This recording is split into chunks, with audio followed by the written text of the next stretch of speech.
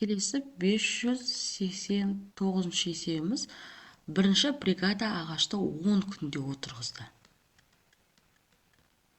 10 күнде.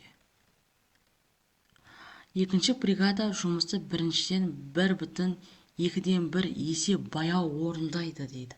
Сонда екінші бригада біріншіге қарағанда 1,2-ден 1 есе болатын болса, көбейтейік.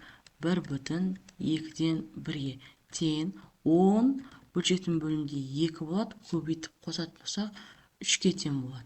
Қысқартайық, 2 санына 5 болады. 5 пен 3-тің көбейтіндісі 15-ке тең болады. Яғни екінші бригада 15 күнде бітіреді екен. Енді екеуі бірге қанша күнде бітіреді деп сұрақ қойық. Бірге. Бірінші бригада 1 күнде жұмыстың 10-нан 1 бөлігін орындайды. 10-нан 1 бөлігін орындайды. Ал екінші бригада 1 күнде 15-тен 1 бөлігін орындайды. Бірге болғандықтан қосамыз 15-тен 1-ге.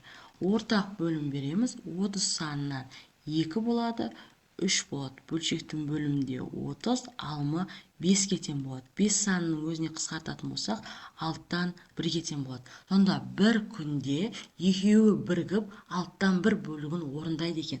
Енді қанша күнде орындайтын білу үшін 1 бөлінген 6-тан 1 тең болады. 1 көбейтілген 6 тең болады екен 6-ға.